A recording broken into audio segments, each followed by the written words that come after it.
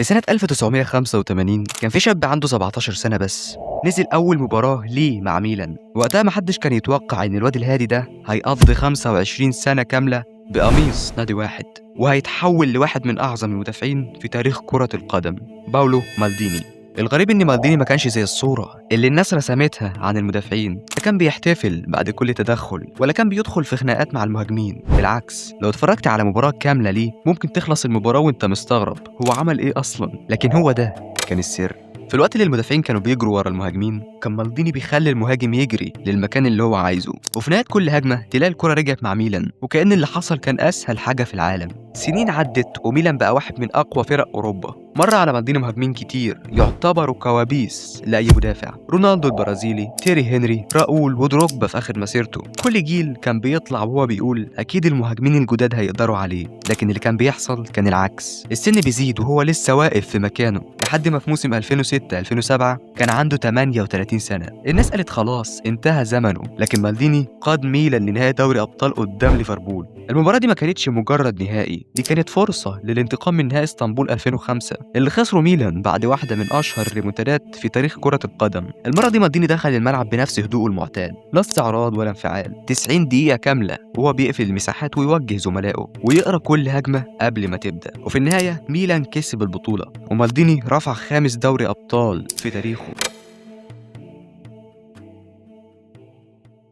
بعد أكتر من 20 سنة في القمة كان لسه بيقدم نفس المستوى، وده اللي خلى ناس كتير تسأل إيه السر؟ إزاي لاعب فضل كل السنين دي ينافس أسرع وأقوى مهاجمين في العالم؟ الإجابة كانت في جملة واحدة قالها مالديني بنفسه: إذا اضطررت للتدخل فأنت ارتكبت خطأ بالفعل. الجملة دي ما كانتش فلسفة، دي الطريقة اللي عاش بيها ولعب بيها طول مسيرته.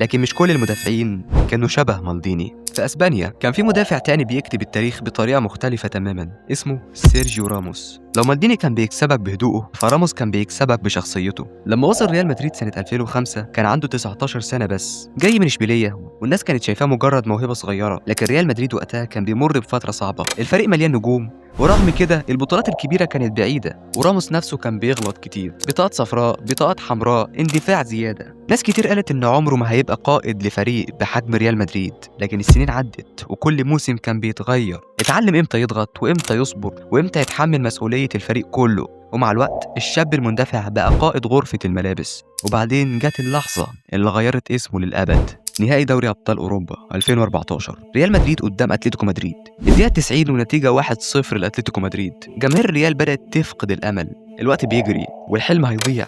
لكن قبل ما الحكم يصفر بثواني حرفيا، طلع راموس في ضربة ركنية وقفز أعلى من الجميع، ضرب الكرة براسه وسجل الهدف التاريخي في الدقيقة 93. الملعب انفجر، وأتلتيكو بعد ما كان شايف الكاس بين إيديه انهار. بعدها دخل ريال مدريد في الوقت الإضافي وسجل 3 أهداف تانية، وحقق البطولة العاشرة اللي النادي كان بيحلم بيها من سنين.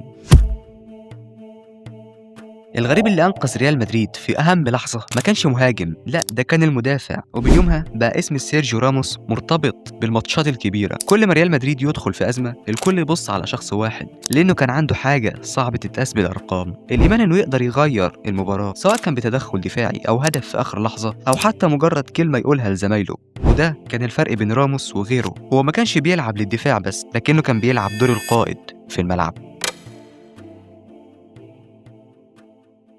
لكن رغم كل اللي عمله راموس، ظهر بعده بسنين مدافع مختلف تماما، هادي، لا بيزعق كتير ولا بيندفع، ومع ذلك غير فريقه بمجرد وصوله: فيرجيل فان دايك. في سنة 2018 ليفربول كان واحد من أقوى الفرق هجوميا، صلاح وساديو ماني وفيرمينيو. الأسماء دي كانت تلعب أي دفاع، لكن كانت في مشكلة واحدة: أي فريق كان يهاجم ليفربول كان بيحس إنه يقدر يسجل. الأخطاء الدفاعية كانت بتتكرر، وأحلام جماهير ليفربول كانت بتضيع في لحظات. يورجن كلوب كان عارف إن فريقه ناقص قطعة واحدة، مش مهاجم ولا لاعب وسط، كان محتاج قائد للدفاع. وفي يناير 2018 ليفربول دفع حوالي 75 مليون جنيه استرليني عشان يجيب مدافع من ساوثهامبتون. وقتها ناس كتير ضحكت على الصفقة دي، 75 مليون في مدافع؟ مستحيل أي مدافع يستحق الرقم ده. لكن يورجن كلوب كان شايف حاجة غير اللي الناس شايفاها. من أول مباراة بدأ الفرق يظهر، مش لأنه كان بيعمل تدخلات خارقة ولا لأنه كان بيتزحلق في كل كورة، لكن لأنه كان بيخلي اللي حواليه أحسن. المدافع اللي جنبه بقى أكتر هدوء، الظهير بقى يطلع للهجوم وهو مطمن، وحارس المرمى بقى أقل تعرض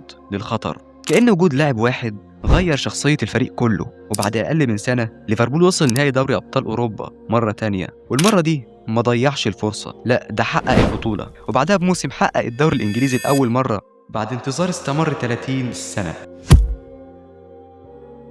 الغريب ان فان دايك ما كانش اسرع لاعب في العالم ولا اقوى لاعب، لكن كان عنده هدوء يخلي المهاجم هو اللي يتوتر. في مواقف 1 ضد 1 نادرا ما كان يندفع، كان يرجع خطوات محسوبه ويقفل زاويه التسديد ويقفل زاويه التمرير، وفجاه يلاقي المهاجم نفسه ما عندوش اي حل. ولما الناس بدات تقارن بينه وبين عظماء الدفاع كان واضح ان كل واحد منهم وصل للقمه بطريقه مختلفه. مالديني كسب بعقله، راموس كسب بشخصيته، وفان دايك كسب بهدوءه وسيطرته. الثلاث طرق مختلفة لكن الهدف واحد، إن المهاجم يخرج من الماتش من غير ما يقدر يعمل أي حاجة. لما بص على الثلاثة هتحس إن مفيش أي شبه بينهم. مالديني كان هادي لدرجة إنك أحيانا تنسى إنه موجود في الملعب. راموس كان حاضر في كل لحظة بصوته وبقيادته وبشخصيته.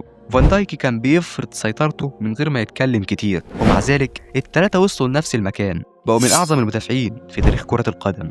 وده يعلمنا حاجة مهمة جدا، مفيش نسخة واحدة للمدافع المثالي. مش لازم تبقى أسرع واحد في الملعب ولا أقوى واحد ولا حتى أطول واحد، لكن لازم تعرف تستخدم اللي عندك بأفضل شكل ممكن. لو هتتعلم من مالديني اتعلم إن أول خطوة أهم من آخر تدخل، ولو هتتعلم من راموس اتعلم إن المدافع الحقيقي مش بيستخبى وقت الضغط لكنه بيطلب الكرة ويتحمل المسؤولية. ولو هتتعلم من فان دايك اتعلم إن الهدوء تحت الضغط ممكن يكون أخطر من أي التحام.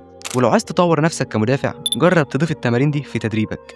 أولاً تمرين التمركز، خلي صاحبك يتحرك بالكرة يمين وشمال وحاول تمنعه من المرور ولكن من غير ما تندفع. الهدف إنك تتعلم تقفل الزاوية مش تخطف الكرة بسرعة. ثانياً تمرين رد الفعل، استخدم أقماع أو أي علامات على الأرض وخلي حد يديك إشارة، ولما تسمع الإشارة غير اتجاهك فجأة، ده هيحسن من أول خطوة وهي أهم خطوة لأي مدافع. ثالثاً تحليل الماتشات، كنا اتكلمنا في الحتة دي كتير في الفيديوهات اللي فاتت. راقب مباراة كاملة لمدافع كبير لكن ما تتفرجش على الكورة، ركز عليه هو بس، شوف بيتحرك إمتى وبيقرب إمتى وبيتراجع إمتى. هتتعلم في 90 دقيقة حاجات ممكن ملعب يعلمها لك في شهور.